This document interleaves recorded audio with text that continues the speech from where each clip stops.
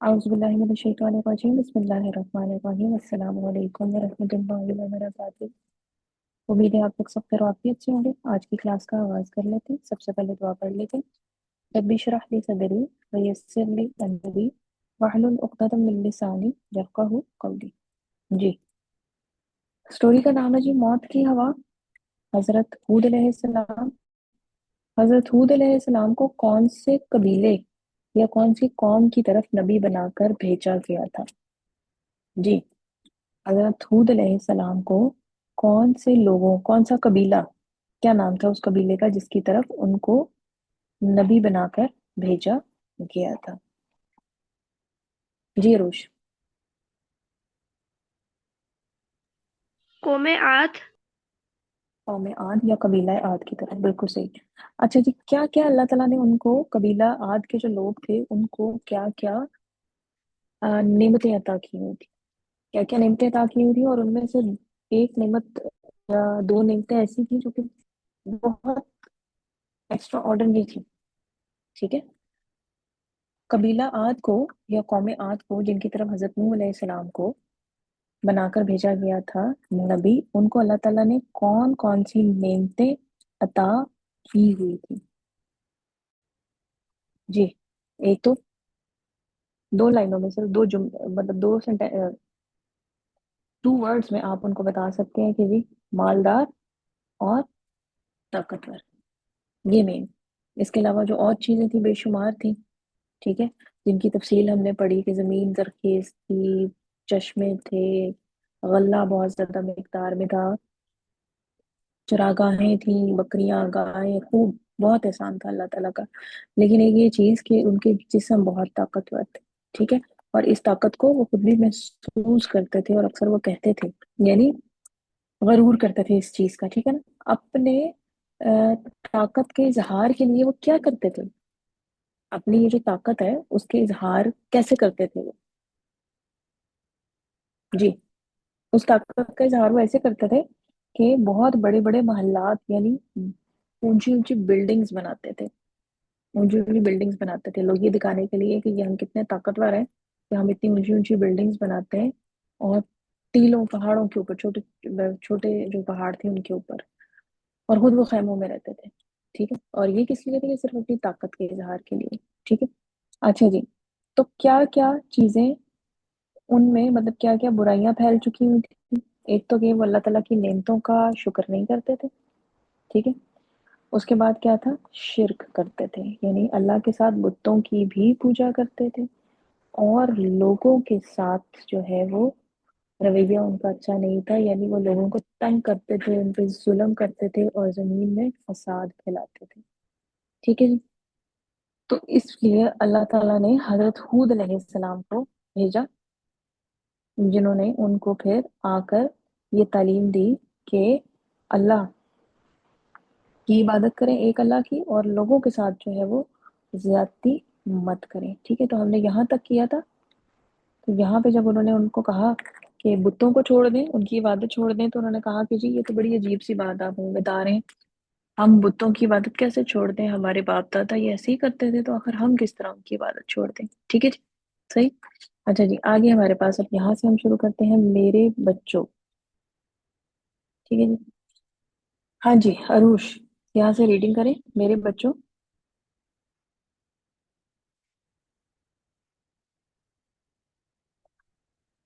जी अरुष।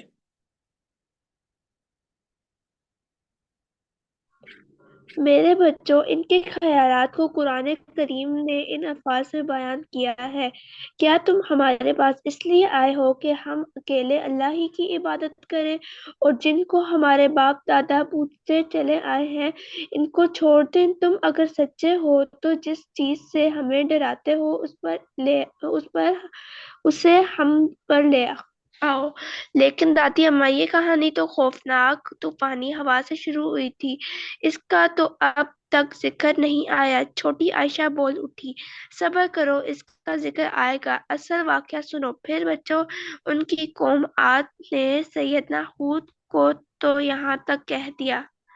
हम्म, हाँ जी, कुरान करीम में उनके ख्यालात का कैसे इज़हार किया हुआ कि वो कहते थे कि हम अल्लाह की इबादत अकेले करें। ठीक है, तो उनका क्या, जिनको हमारे बाप दादा पूछते चले आ रहे थे, जिनकी इबादत हमारे बाप दादा करते आते, यानी वो इस चीज को एक्सेप्ट करने को तैयार नहीं थे कि आप, उनके बाप दादा गलत भी हो सकते हैं ना, गलती तो किसी से भी हो सकती है ना, तो उनको यही चीज नहीं एक्सेप्ट हो रही थी।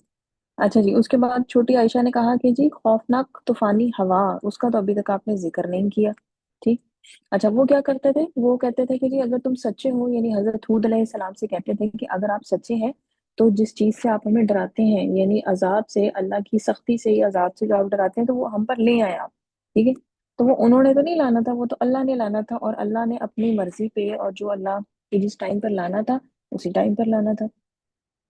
अच्छा जी, सबर करो, उसका जिक्र आएगा। अच्छा, बिलाशुबा तुम हमें अहमक नजर आते हो। हम्म, हाँ।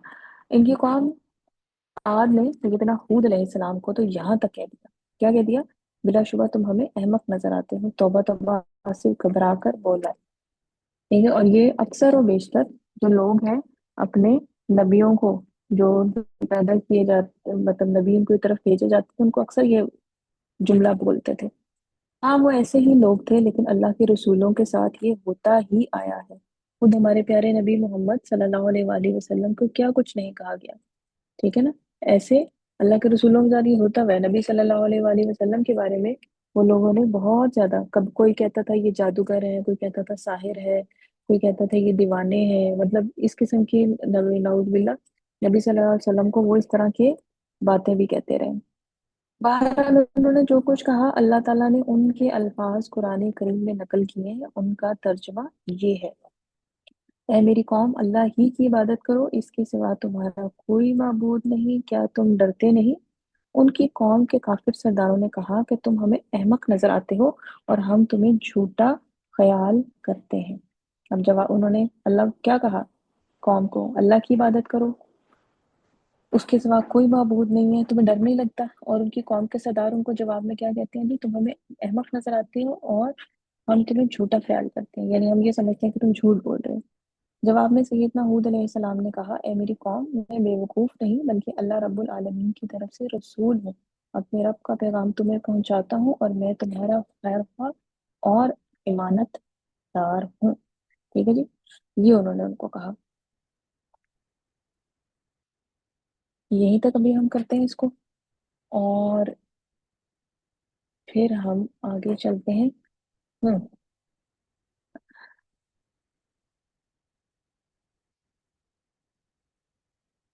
हमारे पास था जी हार्वेस्टिंग का, हम करते हैं। हमने पढ़ा था कि जी हमारे फसल हम कैसे उगाते हैं, सबसे पहले जमीन को तैयार करते हैं, फिर उसके बाद हम बीज बोते हैं, बीज को डाल के फिर उसको पानी देते हैं, फिर पानी देने के बाद हम उसको, पानी देने के बाद क्या करते हैं जी, फिर हम उसका ख्याल रखते हैं ना, उसको हम फर्टिलाइजर्स देते हैं ताकि वो खूब अच्छी तरह से वो हो, नमी में उसको रखते हैं। ठीक है।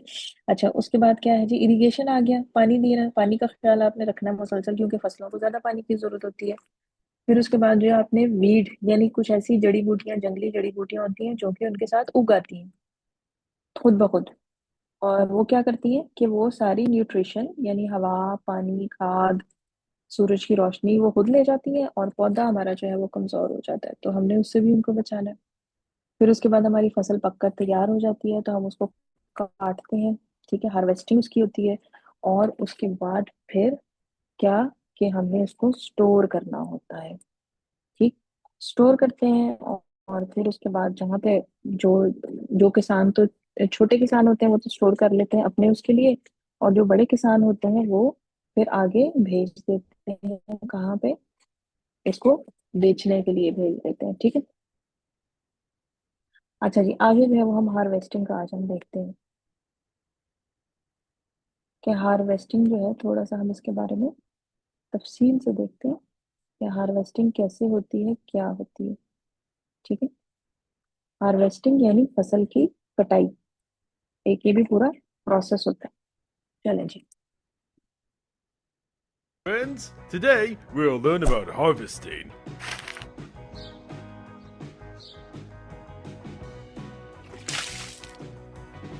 Wow! The strawberry looked uniform, red and firm. It has a fresh looking green cap. It means you can harvest this now. Don't get confused. Let me explain all about harvesting. Harvesting is a process of taking out useful parts of plants. This is done when plants have reached a certain stage where they have nutritious and edible parts. Some plants require abundant rainfall for harvesting, while some other plants require sunlight. It is done हाँ according जी, harvesting क्या है कि आपके पास फसल आपकी पक के तैयार होगी, यानी जो उसका खाने वाला हिस्सा है वो आपको का कंप्लीट हो गया, ठीक। और फिर उसके बाद आपने उसकी कटाई करनी है। फ्रूट है तो ज़ाहिर फ्रूट आप वहां से उतारेंगे, गंदम है तो गंदम का वो आप उसको जो भी उसका तरीका होगा उसके मुताबिक एडिबल पार्ट जो है खाने वाला हिस्सा जो है, वो अलग करेंगे। तो उसके लिए क्या है कि उन्होंने कहा हार्वेस्टिंग के लिए अकॉर्डिंग टू सीजन होती है, कुछ के लिए आपको रेन की जरूरत होती है, कुछ के लिए आपको सनलाइट की जरूरत होती है। तो डिपेंड करता है ये season two season. to the season. Wow, you're having eggplant salad. It was harvested from your garden. You know, there are three main methods of harvesting. Manual harvesting. In this method, the produce is harvested by hand, without the use of any tools. हाँ जी, harvesting के उन्होंने कहा कि तीन method है। सबसे पहला क्या है, मैनुअल हार्वेस्टिंग। मैनुअल हार्वेस्टिंग में क्या है कि आप हाथ के जरिए कोई टूल इस्तेमाल नहीं करते और आप हाथ से जो है वो हार्वेस्टिंग करते। तो ये ज्यादातर फ्रूट की, ठीक है ना, आपके कोई ट्री है उसकी, जैसे एप्पल ट्री है उसके ऊपर सेब लगे हुए हैं, तो आप आराम से हाथ से उनको आप तोड़ सकते हैं, क्योंकि सेब ही आपको चाहिए ना, एडिबल पार्ट यानी खाने वाला हिस्सा क्या है, सेब। बाकी उसके पत्ते और शाखें और वो दरख्त जो है वो तो वहीं पे लगा रहेगा। तो वो हम इजीली जो है उसको हाथ की मदद से उतार सकते हैं। For example, to harvest a radish, you need to pull the entire plant straight up from the soil. Hand tools harvesting. It is a technique for picking something with the help of tools.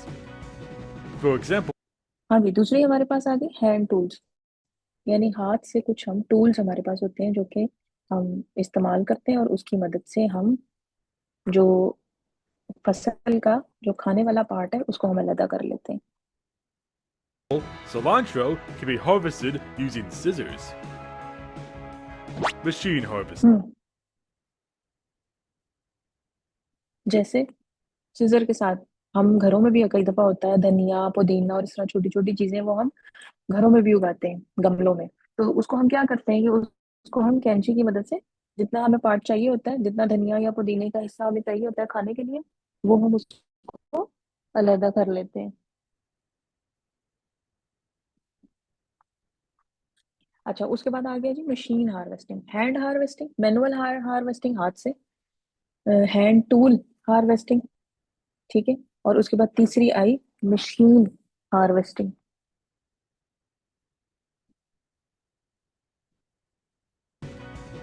For example, cilantro can be harvested using scissors.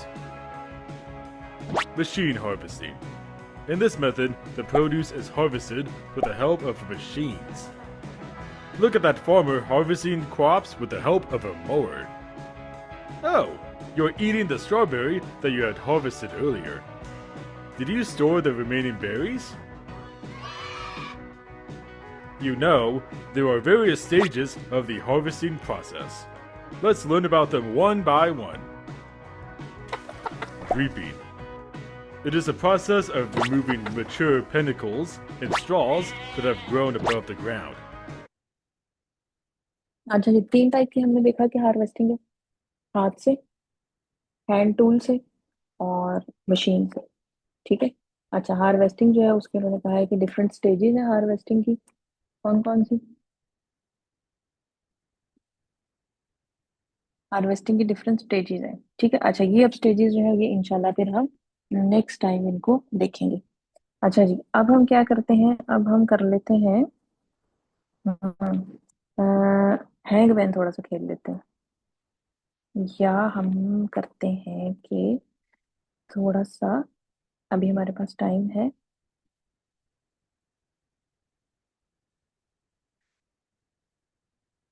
तो हम एक quiz भी कर लेते हैं। पहले पहले quiz कर लेते हैं और फिर उसके बाद जो है वो हैंडबैग खेलते हैं।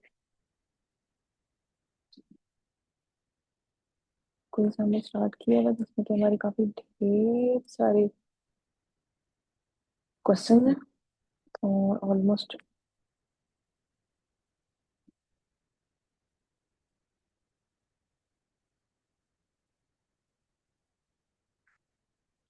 चलो जी स्क्रीन शेयर करते हैं।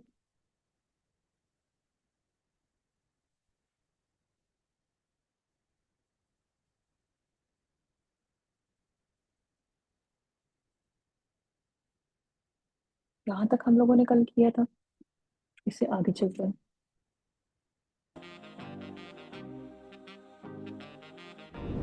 I am full of hands, but I cannot clap. What am I?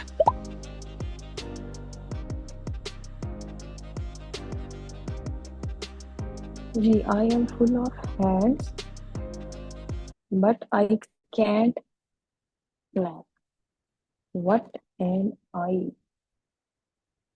हाथ ही हाथ है मेरे, लेकिन मैं फिर भी क्लैप नहीं कर सकता। जी Jannat Fatima. Miss fan.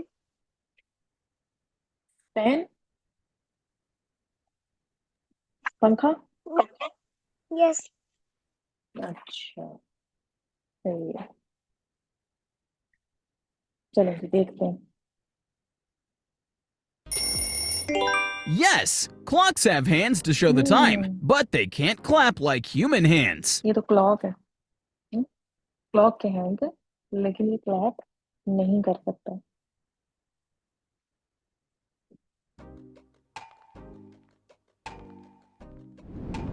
What is at the end of a rainbow?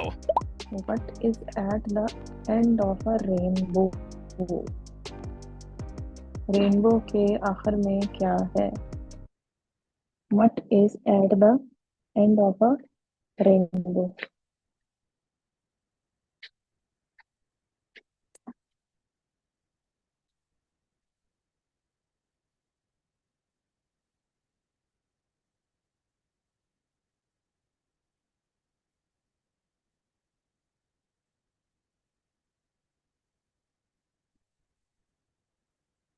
हाँ जी Jannat Fatima.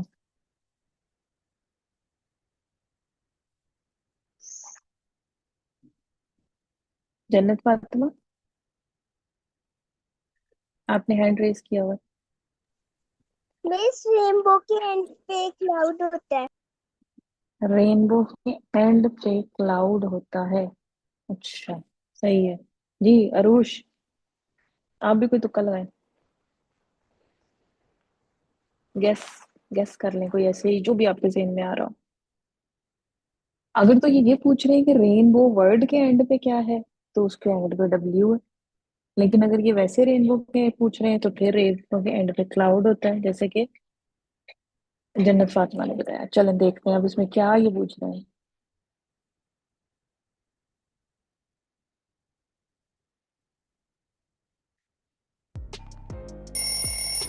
The letter W. Not gold, just a letter. ये मुझे लग रहा था कि ये कुछ गड़बड़ सा कर रहे हैं। How many months have 28 days? How many months have 28 days की कुछ मिलता जुलता पहले भी क्वेश्चन गुजरा है किसी और में। जी how many months have 28 days. Arush 12। 12। हर मंथ में 28 डेज तो होते हैं, कुछ में 28 से ज्यादा होते हैं, मतलब 28 से ज्यादा होते हैं, लेकिन 28 तो मस्ट आते हैं ना हर एक में, तो हम कहेंगे 12। ट्रिकी क्वेश्चन था ये।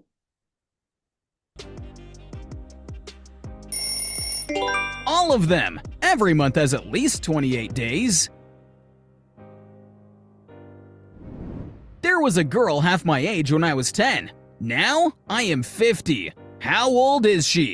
एक गर्ल जिसकी एज हाफ थी मेरी एज का। There was a girl half my age when I was 10। जब मैं 10 की थी तो वो हाफ मेरी एज का हाफ थी।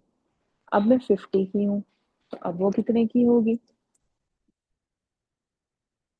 जब मैं 10 इयर्स की थी तो वो हाफ मेरी एज का हाफ थी, यानी मेरी एज का हाफ कितना हुआ? और अब मैं 50 की हूँ, तो अब फिर वो कितने की है? हम्म समझ आया किसी को कि नहीं?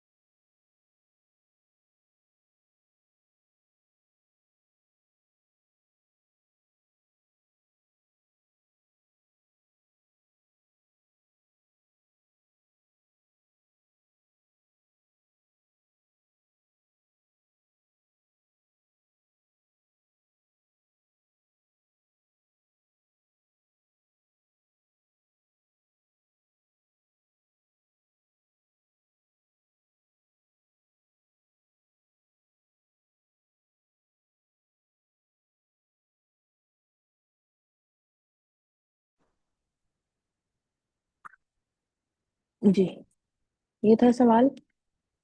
जब मैं 10 की थी, तो एक और गर्ल जो है वो मुझसे हाफ एज, यानी 5 साल। मैं 10 साल की थी तो वो 5 साल की थी। तो अब मैं 50 साल की हूँ, तो वो कितने साल की होगी? यानी जब मैं 10 की थी तो वो 5 की थी। इसका मतलब है जब मैं 15 साल की हुई तो वो 10 साल की होगी। हाँ जी, जन्नत फातिमा। मेरे ख्याल से तो वो 25 की हुई। 25 की हुई। लेकिन ये देखे ना, यहाँ पे वो क्या बता रहे हैं कि 10 10 का हाफ हमारे पास होता है 5 ईयर। ठीक है। अच्छा, अगले साल मैं कितने ईयर की हो गई? 11। और वो कितने ईयर की हो गई? 6। इसी तरह नेक्स्ट नेक्स्ट नेक्स्ट, अब अगर मैं हो गई 15 ईयर्स की, तो वो कितने सालों की हो गई? वो 10 ईयर्स की हो गई ना।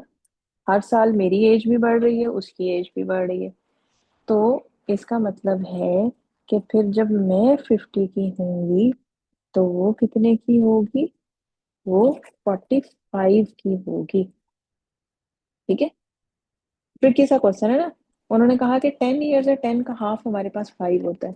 ठीक है। अब बंदा ये सोचता है कि अच्छा, अगर वो मेरे से उस वक्त वो मुझसे मेरी एज का हाफ थी, तो अभी भी वो मेरी एज का हाफ होगी।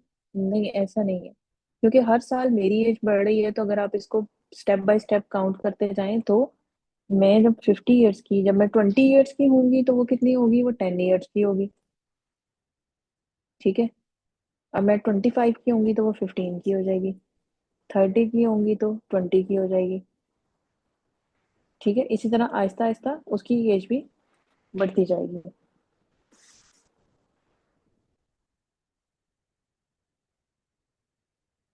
तो उसकी एज जो है वो 45 होगी, फिर 25 नहीं होगी।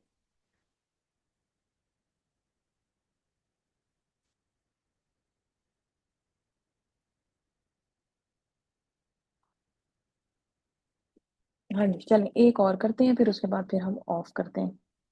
Younger. What has no beginning, middle, or end? What has no beginning, middle और एंड, किसकी ना कोई शुरुआत होती है, ना उसका, ना वो शुरू होता है, ना उसका मिडल आता है, ना उसका एंड आता है। हम्म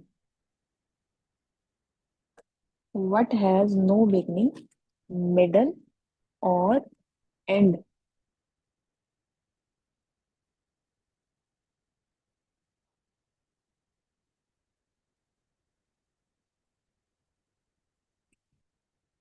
जी, किसी के जहन में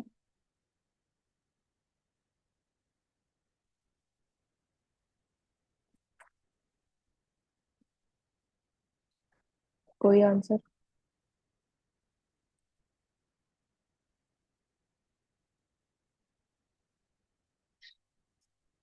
जी Jannat Fatima.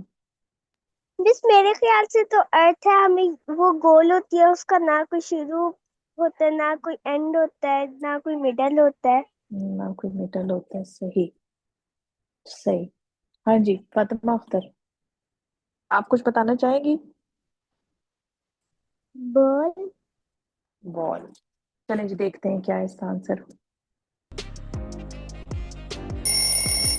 A circle, because it just keeps going around and around. आप लोगों का भी कुछ हद तक ठीक हो गया, ठीक है ना, गोल, राउंड।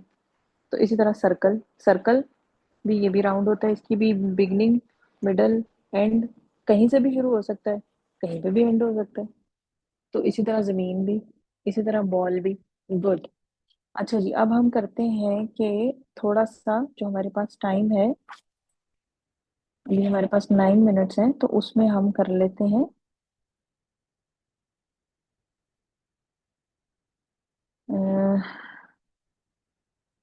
कल हम कर रहे थे हैंगमैन, तो हैंगमैन हम खेल लेते हैं।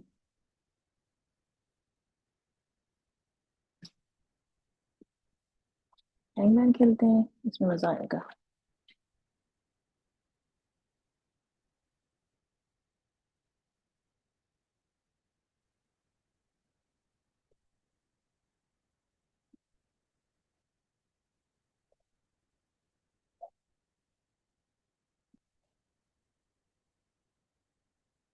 अच्छा जी, हमने कल किया था जॉब्स, ठीक है। आज हम कर लेते हैं ट्रांसपोर्ट कर लेते हैं।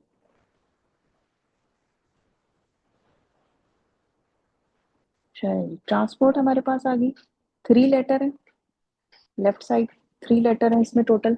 लेफ्ट साइड पे वॉवल लिखे हुए हैं और राइट साइड पे कॉन्सोनेंट लिखे हुए हैं। वॉवल्स जो है वो मैं पहले पुट कर देती हूँ, क्योंकि वॉवल अगर हमारा गलत हो जाएगा तो उससे हमें कोई चांस मिस नहीं होगा, ठीक है। अब आप लोगों ने मुझे बताना है क्या, राइट साइड पे जो कॉन्सोनेंट है उनमें से एक एक लेटर आपने देख के बोलते जाना है और गेस करते जाना है।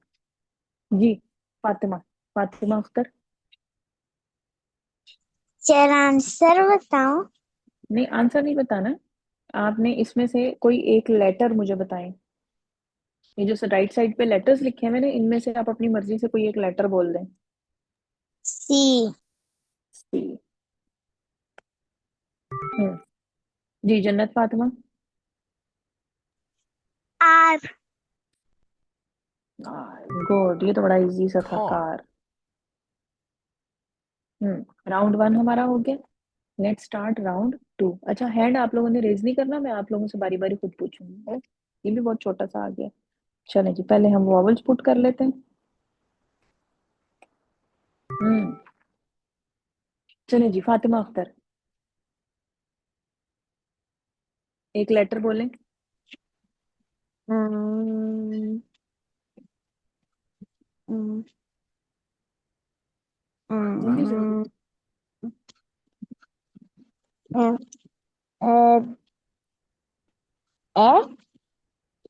यहाँ जो लिखे हुए हैं राइट साइड पे, उनमें से बोलना है आपने। हम्म बोले। जी। जी। अच्छा नहीं, जी नहीं है। हाँ जी जन्नत फातिमा। टी। टी। नहीं। जी फातिमा, फातिमा अख्तर।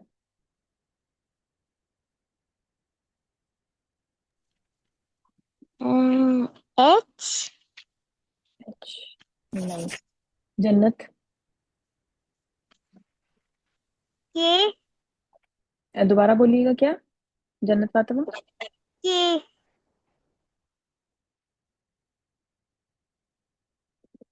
ई नहीं, ई तो बेटे नहीं है ना इनमें।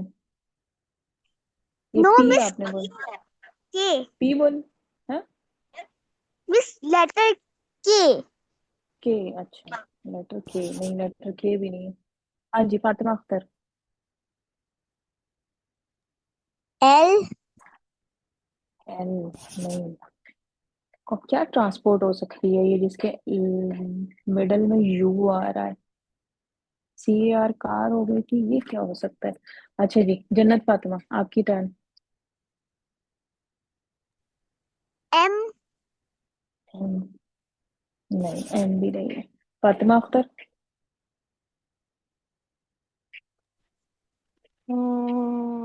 S S. हम्म। जन्नत फातिमा। D B. बस बच गए, bus, वरना आपका जो हैंगमैन है वो हैंग होने ही वाला था। चलेंगे राउंड 3। 1 2 3 4 5 वॉवल पुट कर लेते हैं। दो वॉवल इसमें आ गए हैं, ए और आई। चले जी। हाँ जी, फातिमा अख्तर आपकी टर्न।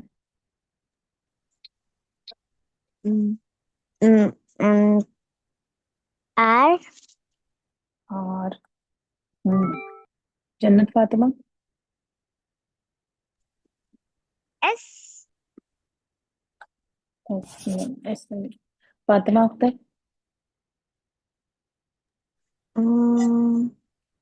एच एच नहीं। जी, Jannat Fatima. W W no. Fatima Akhtar.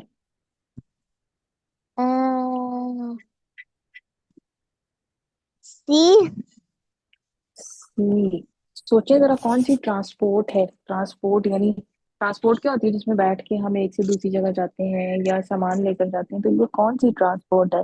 R A आई उसमें आ रहा है। हाँ जी, Jannat Fatima. M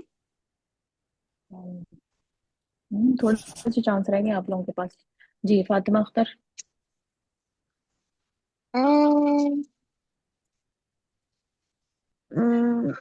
B B no. Jannat, Jannat Fatima. जे जे नो। जे से कौन सी ट्रांसपोर्ट स्टार्ट होती है? जीप होती है, लेकिन जीप जीप तो नहीं हो सकती। हाँ जी, फातिमा अख्तर।